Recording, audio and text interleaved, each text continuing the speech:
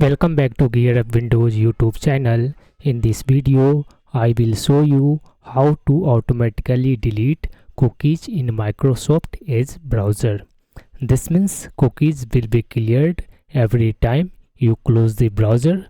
To enable this one feature, click on Microsoft Edge to open it. After that, click on this one triple dot menu. Then select settings in the drop down menu. Now select privacy, search and services in the left sidebar. On the right, you will see this one button, clear browsing data on close. Here you need to enable this one option, cookies and other site data. Enable this one option.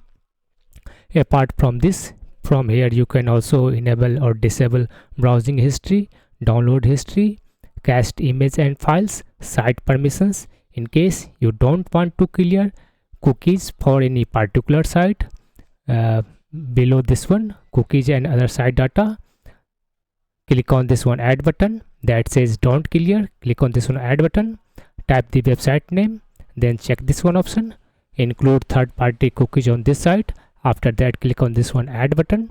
This will ignore cookies, it will not delete cookies from that particular site.